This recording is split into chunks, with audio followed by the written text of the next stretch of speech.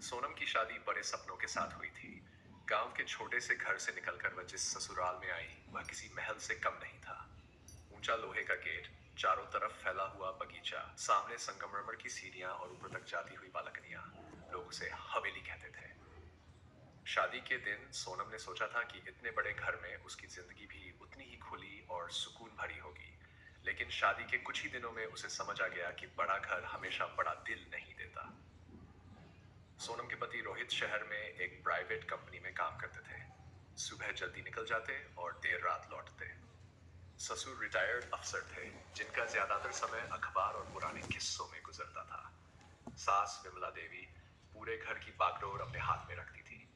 घर में काम करने के लिए नौकर चाकर थे, लेकिन बहू होने के नाते सोनम को ही सब कुछ सीखना और करना जरूरी समझा जाता था। सुबह 4 बजे सोनम की नींद खुलती।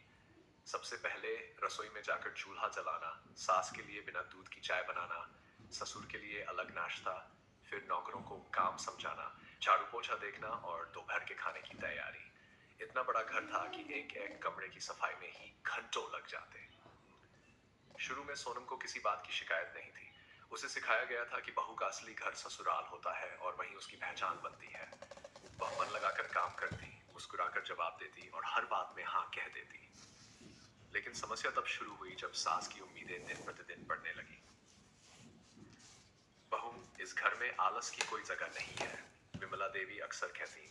इतना बड़ा घर मिला है तो मेहनत भी उतनी ही करनी पड़ेगी।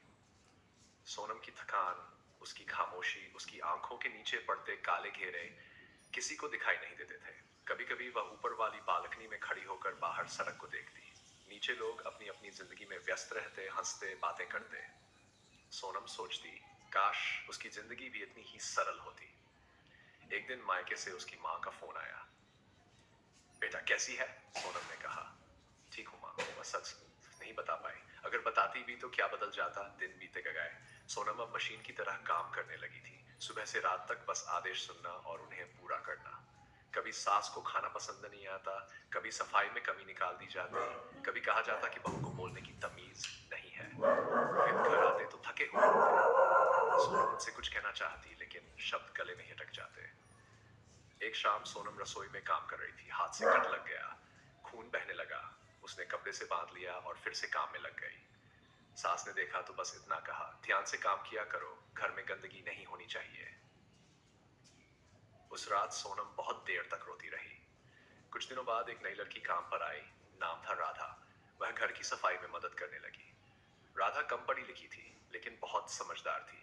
उसने सोनम की हालत देख ली थी। एक दिन राधा ने धीरे से कहा, भाभी आप बहुत चुप रहती हो, इतना काम अकेले कैसे कर लेती हो? सोनम बस मुस्कुरा दी। उस मुस्कान में दर्द छुपा था। समय के साथ सोनम के भीतर कुछ बदलने लगा। अब वह खुद से सवाल करने लगी थी, क्या उसकी जिंदगी सिर्फ दूसरों की सेवा के लिए बनी है?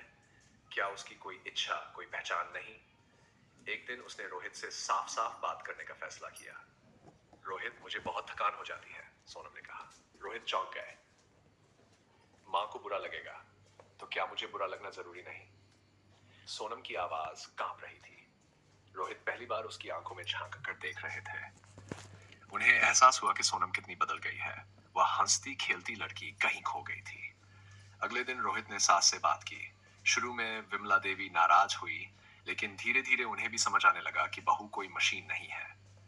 घर में कुछ बदलाव हुए। काम का बंटवारा हुआ, नौकरों को जिम्मेदारी दी गई। सोनम को थोड़ा समय अपने लिए मिलने लगा। उसने सिलाई सीखनी शुरू की। बालकनी में बैठकर कपड़े सिलना उसे सुकून देता था। वही बालकनी जो कभी उसे कैद जैसी लगती थी, अब आजादी का एहसास देने लगी। धीरे धीरे सोनम फिर से मुस्कुराने लगी।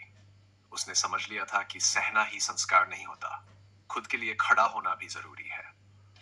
हवेली अब भी बड़ी थी, लेकिन सोनम का दिल भी अब उतना ही मजबूत हो गया था। वह जान चुकी थी कि असली घर वही होता है जहां इंसान को सम्मान और अपनापन मिले, और यही उसकी सबसे बड़ी जीत थी।